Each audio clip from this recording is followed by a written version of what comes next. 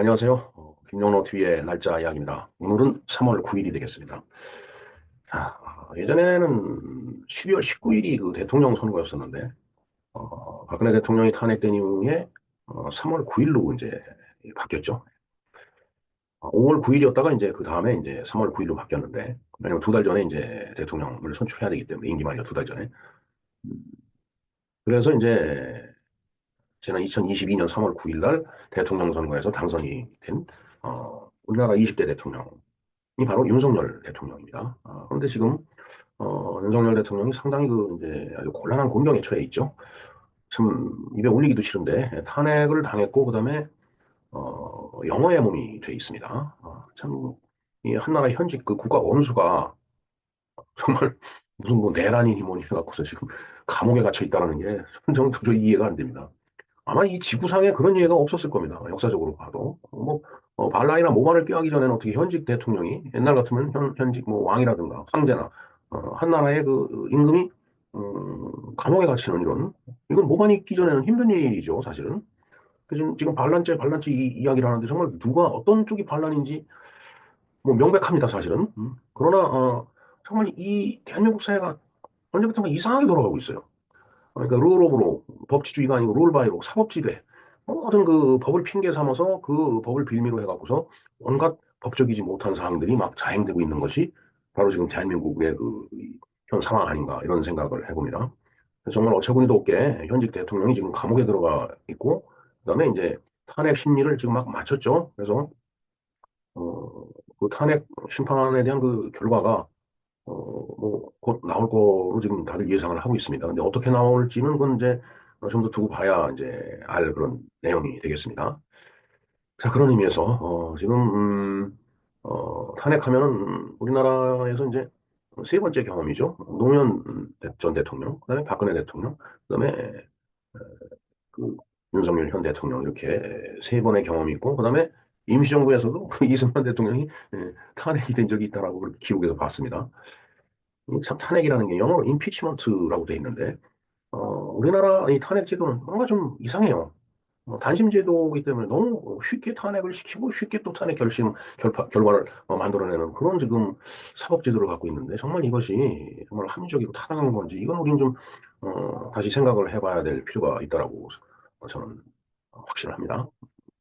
자, 어찌됐든 그 탄핵 심리는 마쳤고 이제 그 결과문을 쓰기 위해서 이제 뭐 법률적 용어로 어떻게 되는지 모르지만은 그러한 일을 그 헌법재판소에 있는 재판관들이 지금 이제 진행을 하고 있죠.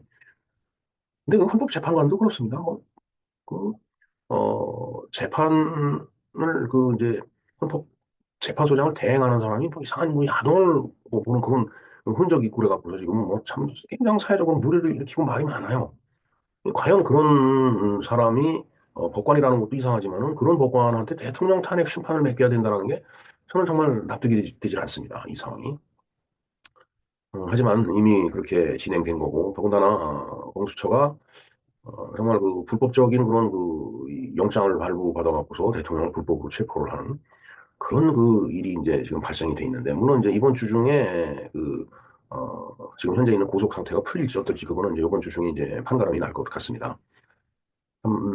그동안에 정말 그 탄핵이 되고 내란죄로 몰리면서, 정말 참, 어, 관저 앞에서 일어났던 정말 그 전무후무하고 희한 그 무쌍한 그런, 사태가 21세기 대한민국 땅에서 일어났다는 게 저는 정말 이해가 되질 않습니다. 예, 하여튼, 지금 상황은 그런데, 사실은 2016년, 17년에도 이제 그런 사건이 있었고, 이번에 또다시 이제 반복이 되는데, 두 사건이 참 유사하죠. 예. 집권당 대통령이 집권당에 의해서 이제 탄핵이 되는 거예요. 참 신기한 일입니다. 야당이 그렇게 시도하는 건 야당이니까 그렇다 치지만, 그 어떻게 자기 당 대통령을 그, 반란표를 집어 던져갖고서, 탄핵 그 정족수를 채워주는지, 정말 이해가 되질 않습니다. 인간한테는 양심이라는 게 있기 때문에, 그 탄핵에 찬성표를 던진 그 사람들도 마음이 뭐 편하지는 않을 거예요. 그러나 국민 전체에게도 양심이라는 게 있기 때문에 그런 사람들은 배신자로서 낙인이 스스로 찍혔고 또 찍혀 있기 때문에 정치적으로 생명이 연장되기가 힘들다라고 생각을 저는 합니다. 저희 저는 확신해요 그렇게. 자, 그런 의미에서, 지금 3월 달이 됐는데, 오늘 3월의 노래를 좀, 같이 한번 감상을 해볼까 합니다. 첫 번째, 두 번, 그 3월의 노래는 이제 두 곡을 제가 이렇게 선정을 해봤는데, 하나는 하얀 목련이고, 하나는 하얀 나비입니다. 하얀 그 색깔로 지금 생각을 해봤는데, 하얀 목련은 어딘지 모르게 좀 처량하다는 그런 느낌이 들고, 그다음에 하얀 나비는 뭐 화려하진 않지만 그러나 불굴의 투지를 갖다 나타내는 그런 노래라고 저는 생각을 합니다. 예, 뭐 잠시 뒤에 제가 그에 대해서 나름대로 제 어떤 그 생각이라고 할까, 신념이라고 할까 그런 것들을 한번 설명을 하고 노래를 감상하는 시간을 좀 갖도록 하겠습니다. 네, 윤석열 그리고 3월의 노래 이런 제목을 한번 뽑아봤습니다. 자, 윤석열 대통령은 1960년 12월 18일생이네요. 우리나라의 20대 대통령입니다. 현직 대통령이기 때문에 뭐 개인적인 내용을 언급하는 것은 좀 적합하지 않다고 생각을 해서 그냥 제 생각만 간단하게 정리를 한번 해봤습니다. 자, 그럼에도 불구하고 이제 간략하게 언급을 한다면은 검찰총장 출신이죠. 현 국민의힘 대통령 후보로서 대선에 출마를 해서 윤석열 후보는 1600만, 39만, 1639만 4815표를 득표해서 0.73% 차로 상대방에게 이제 승리를 했죠. 사실은 저 숫자도 저는 굉장히 믿어지지가 않는 숫자입니다. 개인적으로 따지자면 저도 이제 저때 엄청 이제 유세차를 돌아다니고 다니면 이제 타고 돌아다니면서 이제 많은 이제 어, 지지를 갖다 이제 호소를 했죠. 음, 그래서 저는 압도적인 그 승리를 압도적으로 표를 주셔야 된다라고 이제 그 유권자들한테 그렇게 호소를 했는데 제 생각에는 그때 한 20% 정도 아니 10% 20%죠. 20% 정도 이겨야지 아마 엇비슷할 거다. 이렇게 생각을 하고서 압도적으로 표를 달라고 그랬어요. 왜냐하면 지금 이제 그 아주 표면으로 이렇게 불거졌는데 이 부정선거 문제 때문에 어떤 그 변수가 있다라면 그것을 뛰어넘어야 되기 때문에 저는 유세차에서 그 호소를 하면서 압도적인 표를 달라고 얘기를 했습니다. 네, 어찌됐든 지난 2022년 3월 9일 대통령 선거에서 이제 0.73%지만은 승리를 했죠. 당선이 돼서 이제 그 해에 5월 9일 날 이제 취임을 했습니다. 취임 후 현재까지 많은 사연이 있지만은 그건 이제 생략하기로 하겠습니다. 왜냐하면 현직 대통령이기 때문에. 근데 가장 최근에 일어난 일에 대해서만 언급을 한번 해볼까요? 2024년 작년입니다. 12월 3일 어, 그 한 10시 정확하게 시간 기억을 못 하겠는데 10시 좀 10시 반쯤 됐을까요? 비상계엄령이 선포됐다라고 음, 제가 이제 집에를 막 이제 귀가를 하고 있는 중인데 이제 그 아는 이제 후배한테서 전화가 걸려 들어오더라고요. 그래서 이 시간에 이 전화할 리가 없는데 이 친구가 왜 전화를 했지 하고 전화를 받았더니 비상계엄령을 내렸다라고 얘기를 하더라고요. 그래서 아니 도대체 지금 헌법으로 봐서는 아무리 계엄령을 내려도 국회에서 그 계엄령을 해제하라고 그 의결이 돼갖고서 요구를 하면은 즉시 해제를 해야 되는 게 현행 헌법인데 뻔한 건데 검찰총장까지 지낸 분이 법을 잘 아는 분이 왜 그랬을까? 저는 그 당시 굉장히 의아했어요. 그때. 어, 이제 그러면서 이제 계엄령을 선포하고서 군병력이 이제 국회하고 선거관리위원회로 이제 들어갔다라고 나중에 밝혀졌는데 사실 계엄령을 저렇게 해서는 안 되죠. 예. 정말 그야말로 계엄을 선포하려면은 전군을 동원해서 요소요소에 다 미리 이제 배치 계획을 세워놓고서 이제 뭐 매뉴얼에 돼 있죠 사실은. 그러면 이제 대거 군을 동원을 해야 되는데 사실 지금은 그런 시대가 아니죠. 그렇기 때문에 이 계엄령 자체가 무슨 예전에 있었던 그런 계엄령하고는 이제 그 의미가 다른데 글쎄 뭐 모르겠어요. 저는 계엄령 선포됐다라고 했어도 선포됐는가 보다라고 생각을 했지 무슨 군인들이 뭐 군홧발을 들이밟고 들어와서 뭐 어, 총을 겨누고 이런 생각을 해본 적이 없는데 그렇게 인식을 한 젊은 친구들이 많더라고요 보니까. 근데 나중에 물어봤어요. 같이 뭐 그런 자리가 있어갖고 왜 그렇게 계엄령은 무슨 생각이 나냐 하니까 탱크로 밀고 들어오는 생각이 난대요. 그래서 그런 게 아니다. 대한민국 군대가 그렇게 어, 그런 이 경비도 없는 그런 일반 국민들한테 총을 들이대고 그러는 게 아니다. 그런 군대가 아니다라고 이제 그런 얘기를 했었는데 뭐 어찌됐든 뭐 이 영화의 영향이 굉장히 큰 것 같았어요. 그때 보니까 왜 그렇게 생각하느니까 영화에서 그렇게 봤대요. 참 우리가 이 영화를 잘 만들어야 됩니다. 사실은. 자, 그다음에 이제 개헌을 선포한 이유를 이제 국민들한테 이제 설명을 이제 나중에 했죠. 정부 출범 이후에 29차례나 탄핵을 남발했다. 참, 이거는 아마 대한민국 헌정사상도 처음 있는 일이지만 지구상에서도 처음 있는 일일 겁니다.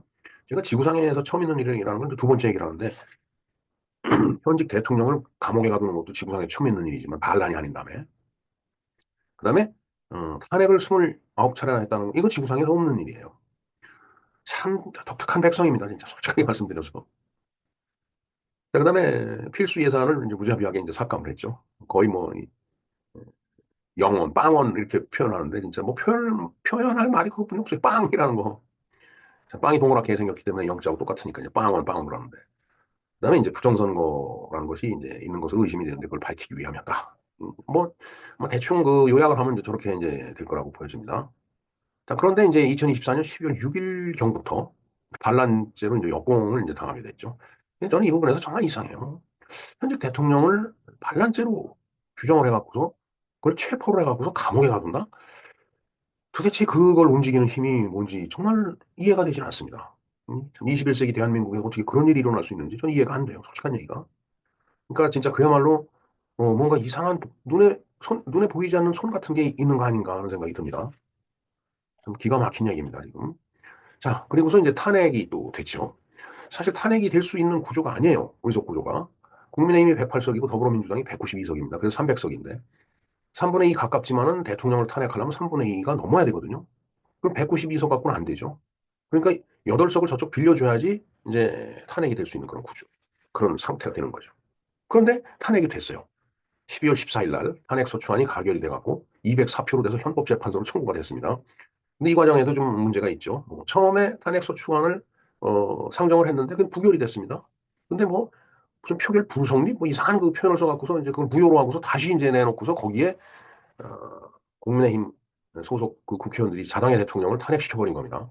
이건 정말 배은망덕한 일이에요. 아주 좀 더 그 구체적으로 신랄하게 표현하면 배신이에요. 배신. 배신자들이나 하늘 짓을 그 인간들이 한 거죠. 네. 204표니까 몇 표가 넘어간 겁니까? 12표가 넘어간 거죠. 계산도 바로바로 안 됩니다. 하도 치가 떨려갖고. 네.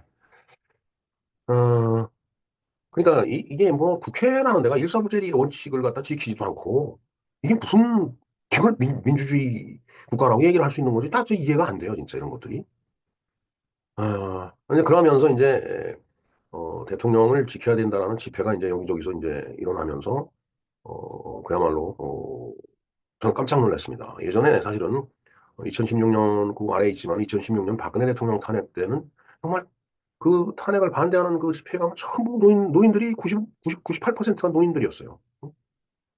젊은 사람들이 전혀 없는 건 아니었지만 정말 그 70, 80 이런 먹은 노인들이 그 노고를 끌고 나와서 탄핵 반대 외치고 그 추운 겨울날 오늘오늘 떨면서 그랬는데 이번에는 그게 다른 게 느껴졌던 게 정말 젊은 2030 젊은이들이 너무 많이 이제 나와서 거의 반수 정도는 그 젊은이들이다라는 걸 봤을 때, 이게 뭔가 좀, 어, 국민들의 의식 구조에 변화가 오는 거 아니냐, 이런 생각을 하면서 그때부터 관심 깊게 봤는데, 역시, 그 2030들 젊은이들의 이 어떤 움직임이라고 하는 것이 지금, 상당히 불길같이 일어나고 있다라는 걸 느낍니다. 지금 뭐 각 대학에서도 전부 그 탄핵 반대 시국선언을 하고 있죠.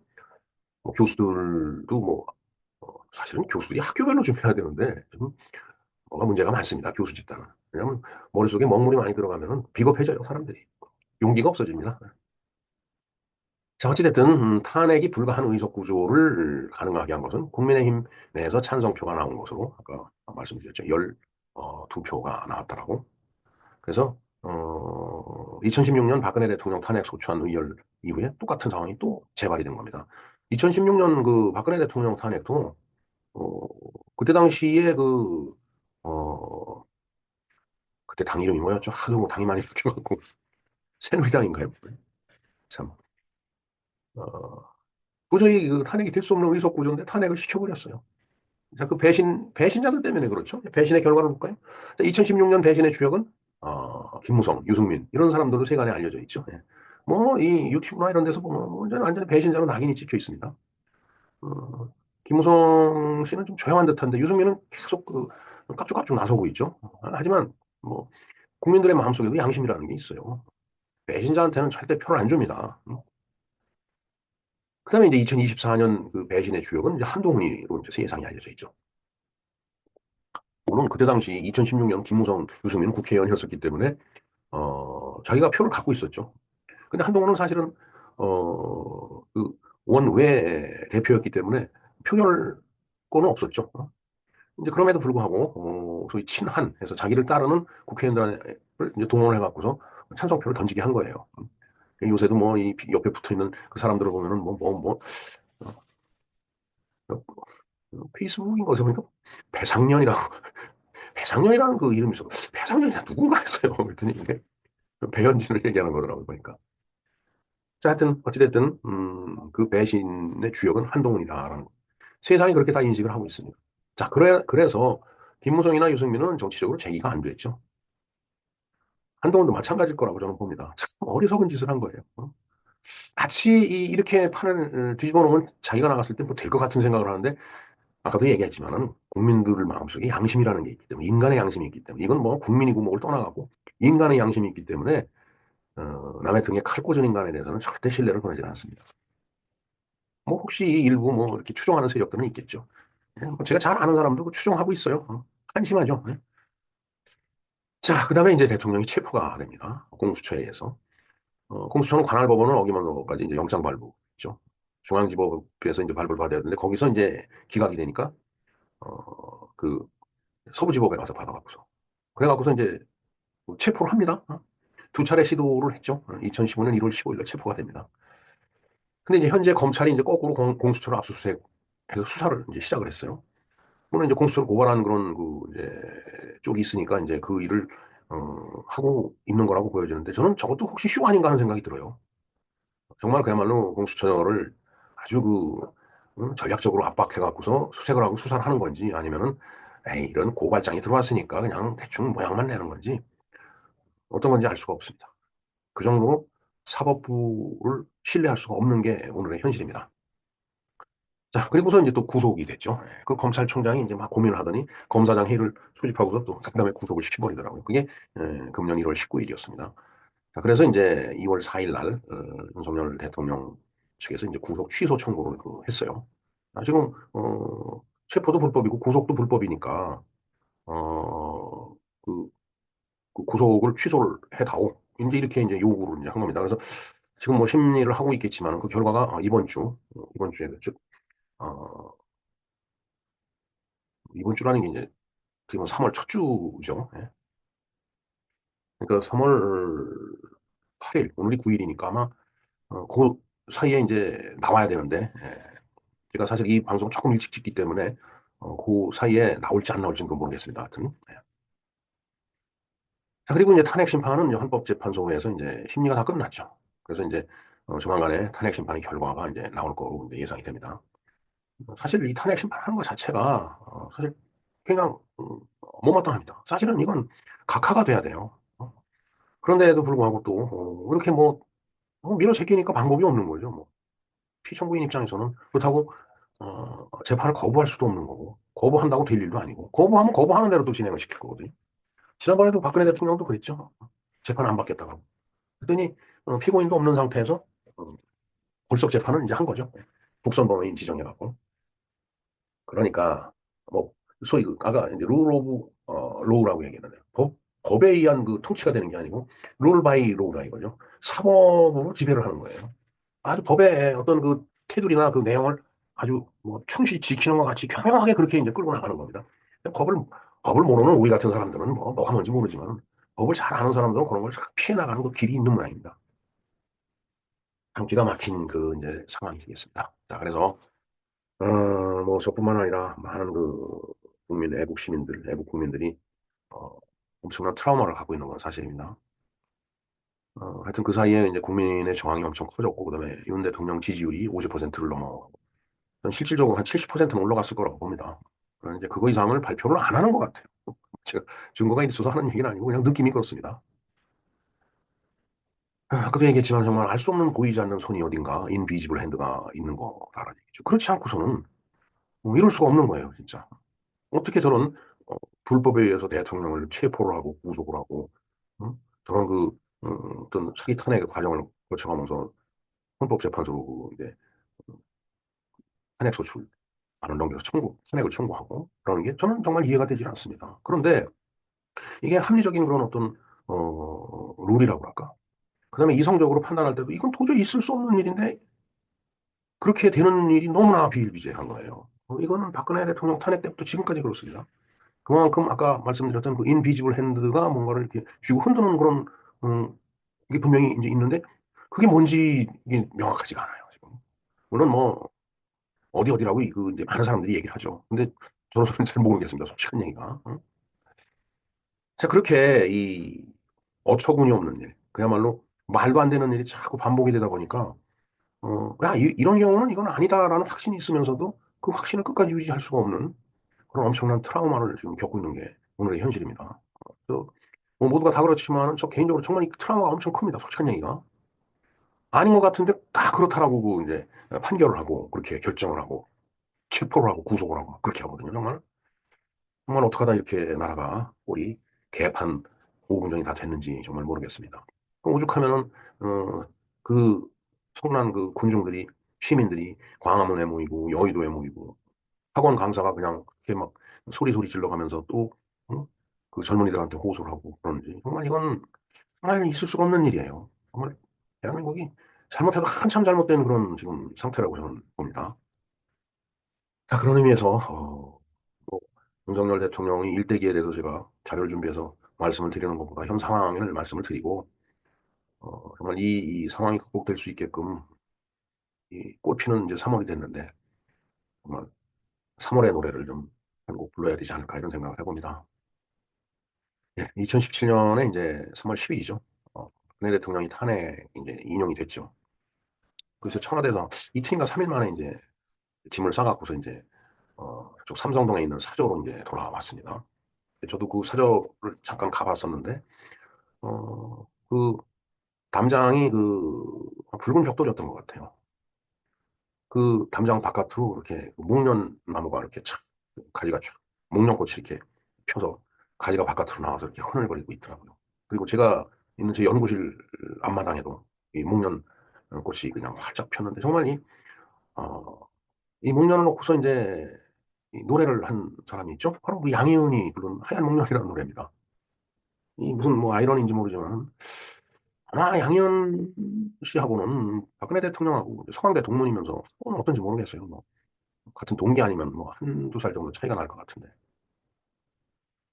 정말 그런데 이제 그 탄핵에 이제 막 목소리를 높인 사람이 또 양희은이죠. 그래서 아 동문끼리도 안 지켜주는구나 의리를 이런 생각을 좀 한 적이 있었습니다. 이 하얀 목련을 듣다가 보면은 참 마음이 그렇게 아플 수가 없어요. 사실 양현하면은 뭐 청년 문화 해갖고 저희들 그 대학 다닐 때 참 통기타 가수 해서 참 저희들한테 인기가 엄청 있었던 가수인데 인생 말년에 뭐저 혼자인지 모르지만 아주 저를 실망시킨 그런 가수다라는 생각을 하고 있습니다. 예. 그대 떠난 봄처럼 다시 목련은 피어나고 아픈 가슴 빈자리에 하얀 목련이 진다. 예. 뭐 이렇게 그 쓸쓸하게 앉아 있네요. 이렇게 목련 여기서 이제 목련꽃이 떨어지면 참 왠지 모르게 그냥 처량한 느낌이 물 주는 게 바로 이제 목련꽃이죠. 그리고 돌아가신 그 유경수 여사도 이목련을 굉장히 좋아하셨다라고 저 읽은 것 같아요. 갑자기 박근혜 대통령을 생각하면 슬픈 생각이 듭니다. 네. 자, 그런데 이제 올해는 2025년이죠. 저는 3월의 노래로 이번 탄핵 때는 김정호가 부른 하얀 나비를 3월의 노래로 한번 선정을 해봤습니다. 물론 그 하얀 나비를 부른 김정호라는 가수도 이제 젊은 나이에 이제 요절을 했죠. 천재는 요절한다라는 말이 있듯이 노래도 참 그 좋은 노래 많이 만들었었는데 근데 제가 이 하얀 나비를 참 좋아하게 된 그 이유가 이제 가사에 있어요. 가사를 한번 볼까요? 예, 생각을 말아요. 지나간 일들은. 그리워 말아요. 떠나갈 님인데. 꽃잎은 시들어도 슬퍼하지 말아요. 때가 되면 다시 필 걸 서로 말아요. 예, 뭐 꽃잎을 따라서 하얀 나비가 이렇게 이제 쫓아오지만 꽃잎이 시들면 나비로서는 정말 슬프죠. 그러나 슬퍼하지 말라라고 얘기를 하는 겁니다. 왜냐하면 때가 되면은 해가 바뀌면 다시 핀다는 얘기예요. 그러니까 결코 굴복하지 않는 그런 마음을 담아서 만든 노래가 이 노래 아닌가 저는 그렇게 생각합니다. 그래서 저는 뭐제 개인적으로 힘든 일이 있고 그럴 때 이 하얀 나비라는 노래를 종종 부릅니다. 2절 볼까요? 어디로 갔을까? 길 잃은 나그네는 어디로 갈까요? 님 찾는 하얀 나비. 꽃잎은 시들어요. 슬퍼하지 말아요. 때가 되면 다시 필 거를 서로 말아요. 네.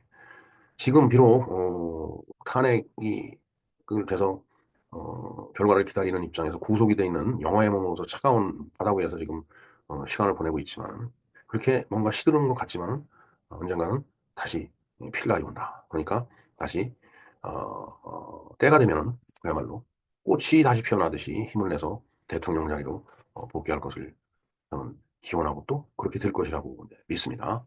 물론 저 트라우마가 극복이 돼야 되고 그다음에 늘 얘기를 하지만은 의인이 나타나야 됩니다. 우리 주변에 의인이 틀린 것은 틀렸다, 맞는 것은 맞다, 맞는다. 이것은 이거다, 저것은 저거다. 눈치 보지 않고 자신의 어떤 그 안위를 고민하지 않고 사실을 사실대로 말해줄 수 있는 그런 의인이 나타나야 돼요. 그런 의인이 몇 있죠, 사실은. 그런데 결정적일 때 보면 항상 돌아서면서 배신의 칼을 뽑는 그런 그 아주 어, 질적으로 품질이 나쁜 그런 인간들이 많이 있습니다. 우리 뭐 지금 많이 보고 있지 않아요? 네? 어, 당을 대표하는 사람도 그렇고 당의 그 원내를 대표한다고 하는 사람도 그렇고 그러면서 그걸 추종하는 세력들 다 그렇고 돌아서면서 겉으로는 아닌 척하면서 등에다 칼을 꽂는 그런 배신자들 그리고 간신들 이 너무 많아요. 그렇기 때문에 의인이 좀 나타나야 된다라는 그런 이야기를 저는 어, 지금 이 순간 드리고 싶습니다. 정말 그것이 아니다. 남들 다 거짓말에 동조를 하고 아 그랬다라고 얘기를 할 때 분명히 그건 아니다. 하고 사실을 이야기할 수 있는. 그래서 이번에 보면 군인들이 이제 그런 표현을 많이 해줬던 것 같습니다. 아 정말 참 착잡하고 서글픈 그런 시간이 지금 흘러가고 있습니다. 자 어찌됐든 탄핵의 결과에 따라서 우리는 자유민주주의의 평온하고 소박한 그러나 풍요롭고 보람된 삶과 아니면은 멋진 신세계로 가는 갈림길에서 우리는 어느 쪽인가를 선택해야 될 그런 운명에 처해 있습니다. 바로 그 갈림길에 서 있는 거죠. 자, 왼쪽으로 가면은 멋진 신세계, the brave, 여기 이자가 하나 더 들어갔네요. brave, 용감한, 멋진 그런 뜻입니다. 멋진 신세계가 공산주의, 사회주의, 전체주의라는 멋진 신세계가 예, 기다리고 있는데 그로 갈 것인지 아니면은 소박하고 평온하고 풍요롭고 보람된 그런 자유민주주의, 개인의 자유가 마음껏 보장이 되는 그런 사회로 갈 것인지 그 갈림길에 서 있는 거고 어, 이번 탄핵 심판에 의해서 그 갈림길이 결정이 된다라고 봅니다. 노래 중에 보면 그런 것도 있죠. 이리 갈까 저리 갈까 차라리 돌아갈까 하는 노래가 있습니다. 분명히. 삼거리길에 비가 내린다고. 정말 우리가 갈 길은 너무나도 명백한 어, 자유민주주의의 평온하고 소박한 그리고 풍요롭고 보람된 삶이 있는 길. 바로 오른쪽 길입니다. 왼쪽 길로 멋진 신세계로 들어가면 정말 어마어마하게 멋진 일들이 계속 발생이 될 거라고 보여집니다. 자, 그래서 이 체제는 이 싸움은 체제 전쟁이에요. 이념 싸움입니다. 이게 단순한 권력 다툼이 아닙니다. 이 보면은 사람들이 그냥 정치하는 놈들이 서로 권력을 차지하려고 그냥 서로 부딪혀서 쌈박질하고 애쓰는구나 이렇게 받아들이는 사람들이 많은데 이거 분명히 그거 아닙니다. 우리가 살아나가야 될 이 사회 체제 그리고 우리 후손들에게 물려줘야 될 어, 자유, 평등 이런 아주 그 지고지순한 고상한 가치들을 우리가 물려줄 수 있느냐 아니면은 속박과 굴레 속으로 들어가느냐 그 갈림길에 서 있는 겁니다. 자, 그래서 오늘 제가 그 목사님으로부터 편지를 이메일로 하나 보내겠습니다. 바로 대한민국이 체제전쟁이라는 그 제목으로 여러분들 잘 아시는 김진홍 목사께서 쓰신 그 글인데 이게 이메일로 들어왔습니다. 그래서 제가 이 대한민국이 체제전쟁이라는 김진홍 목사님의 글을 소개하면서 오늘 방송을 마칠까 합니다. 자, 이희천 박사가 최근에 쓴 단행본 책으로 대통령 탄핵과 체제전쟁이라는 제목의 책이 있습니다. 부제로 붙이기를 대한민국의 운명의 시간이 다가오고 있다는 글을 붙였습니다. 운명의 글이라고 하는 것은 제가 멋진 신세계로 갈 거냐 아니면은 풍요롭고 소박한 자유로운 세계로 갈 거냐 그 선택의 길이라는 얘기예요. 정말 운명적인 지금 순간입니다. 여기서 우리가 선택을 잘못하면 속박의 굴레로 가는 거고 그렇지 않으면 자유로운 나라에 살게 되는 거예요. 그리고 그런 나라를 후손에다 물려줄 지금 내 아들, 딸, 손자, 손녀 또 그 후에 올 또 다른 후손들에게 물려주는 그런 나라가 되는 거죠. 120페이지인 작은 책입니다. 지금 우리나라에서 일어나고 있는 계엄령에 이어 탄핵 전국으로 이어진 사태의 근본 문제는 여당 야당의 문제가 아닙니다. 권력 다툼의 문제가 아니다 이거죠. 보수 진보의 문제도 아닙니다. 이게 정책 대립도 아니다라는 얘기죠. 보수 진보 이건 정책 대립이에요. 단지 양대 체제가 부딪히는 심각한 문제입니다. 즉 이념의 문제다라는 얘기예요. 공산주의, 사회주의 이런 체제로 갈 거냐, 아니면 자유주의, 그다음에 시장경제 이쪽으로 갈 거냐, 이 싸움을 지금 하고 있는 거다라는 얘기죠. 이 상황에서 그저 권력가들이 정치가들이 내뱉는 한마디가 나한테 경제적으로 조금 보탬이 된다라고 해서 그쪽으로 확 쏠려가는 그런 어리석은 우를 범하지 않기를 바랍니다. 그걸 우리는 중도라고 얘기하죠. 중도라는 게 무슨 뭐 가운데 도를 아주 균형감 있게 지키는 게 중도가 아닙니다. 그 도는 길도자가 아니고 무리도자예요. 가운데 있는 물이에요. 나쁜 말로 표현하면 개돼지고 좋은 말로 표현하면 중산층입니다. 예? 그러니까 개돼지가 될 건지 중산층이 될 건지 그것은 가운데에 있는 무리들이 그야말로 선택을 잘 해야 된다는 얘기다. 왜냐하면은 우파적인 가치를 선택하는 사람들은 일정 부분 정해져 있습니다. 좌파도 마찬가지입니다. 그럼 가운데 있는 사람들이 그걸 결정을 하는 거예요, 결국은. 그런 의미에서 이념적으로 그다음에 경제적으로 정말 우리가 이렇게 가면 안 되고 정말 이 방향이 좋다라고 해서 선택을 하면 그게 중산층이라는 이름으로 그런 역할을 하는 거고 그렇지 못하고 눈앞에 손끝에 올라앉는 그 경제적인 작은 이득에 현혹돼 갖고서 뭐 25만 원 준다 얼마 준다 하니까 거기에 현혹돼 갖고서 그쪽을 택하면은 바로 속박의 굴레로 굴러 들어가는 개돼지가 되는 것이 바로 지금 우리가 처해 있는 이 사실입니다. 자, 양대 체제의 격돌이란 자유민주 체제와 전체주의 공산주의 체제와의 싸움입니다. 조금 전에 말씀드린 거예요. 자유민주 체제냐, 전체주의 공산주의 체제냐. 내가 며칠 전 2030 세대들이 추운 날씨에 견디며 시위에 참여하는 모습이 가상하여 밤늦은 시간에 그들을 찾아가 살피며 한 대학생에게 물었습니다. 이건 아마 그 대통령 관작 그 한강진역 근처에서 집회를 하고 있을 때 이 김진홍 목사가 찾아오신 걸로 제가 알고 있습니다. 그때 당시 그 유튜브라든가 아니면 이메일 같은 거 읽어봤을 때 저는 그렇게 판단하고 있어요. 그때 정말 추웠죠. 뭐 영하 10도까지 막 내려 눈도 내리고 막 그럴 테니까. 그래서 이제 물은 그 질문이 자네는 이 추위를 무릅쓰고 길거리에서 공생이 아니라 고생입니다. 고생을 견디고 있는가 하고 물었습니다. 그가 답하기를 내가 윤석열 대통령을 위해서 나온 것이 아닙니다. 자유민주주의를 지키러 나왔습니다. 이것도 참 멋있는 말이에요. 물론 자유민주주의를 지키기 위해서 그 대표는 그 앞에서 싸워줄 사람이 윤석열 대통령이니까 윤석열 대통령을 우리가 이제 그렇게 그 이름을 이제 외쳐대고 있는 거지만 궁극적으로는 자유민주주의라는 체제를 지키러 나온 거예요. 자, 우리나라가 중국식 사회주의로 나갈 수는 없지 않습니까? 북한식 공산주의로 나갈 수는 없지 않습니까? 하기에 그 말이 하도 기특하여 내가 자네들을 위해서 뭘 도와줄 수 없을까 하고 물었습니다. 그랬더니 대답이 따끈한 어묵 국물이 생각나네요. 하기에 2,000명분의 어묵 국물을 두 차례 지원을 하였더라. 정말 참 이거 쉬운 일 아니죠. 2,000명 어묵 국물 어묵 이걸 제공한다는 건 저도 저 집회 나가서 참 어묵 맛있게 먹었습니다. 햄버거를 주는 그런 푸드트럭도 있더라고요. 정말 가서 막 소리치다 보면 배가 고프죠. 그럴 때 또 추울 때 그렇게 따끈한 어묵 국물하고 햄버거를 하나 주면 얼마나 힘이 되겠어요.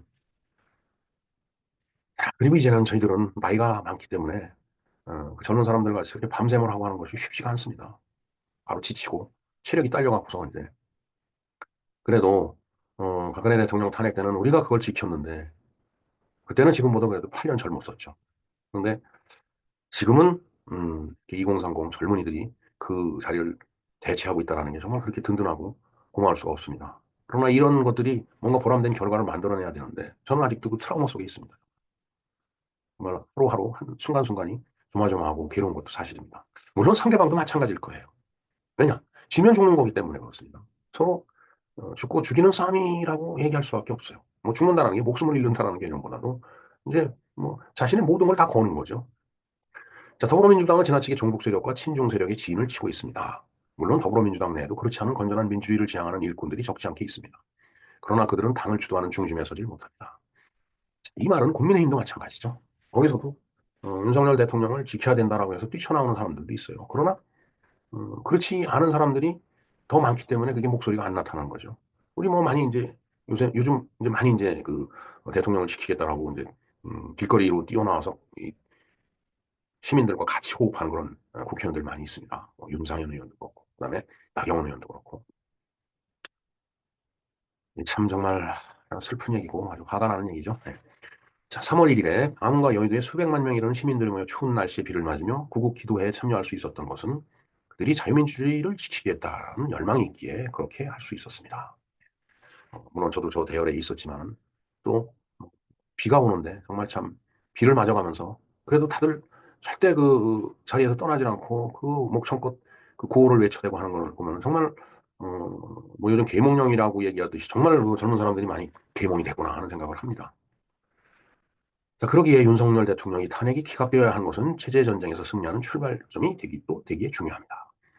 그래서 우리는 기도합니다. 윤석열 대통령이 석방되어 제자리로 돌아올 수 있도록 기도합니다. 예, 이게 참 진짜 노구의 원로 목사 김진홍 목사가 하는 그 기도 내용이에요. 이게 지금 사실은 이 탄핵이 기각이 아니라 각하가 되는 게 맞습니다. 이건 탄핵 요건이 안 갖춰진 거예요. 그러나 저들에게는 어떤 상식도 통하지 않고 법적인 규제 장치도 통하지가 않습니다. 참 슬픈 얘기죠. 예. 예, 예, 어찌됐든 그렇게 우리는 자유민주 체제로 갈 것이냐 아니면은 그야말로 멋진 신세계로 갈 것이냐 그 갈림길에 서서 오늘도 시간을 보내고 있습니다. 정말 모든 일이 다 잘 풀려서 윤석열 대통령이 탄핵이 각하나 기각이 되어서 다시 자리로 돌아와서 뭔가 새로운 대한민국을 이끌고 나갈 수 있는 어, 그런 대통령으로서의 직분을 수행하기를 진심으로 기도드립니다. 네. 네, 이상 김영론 TV의 날짜 이야기였습니다. 감사합니다.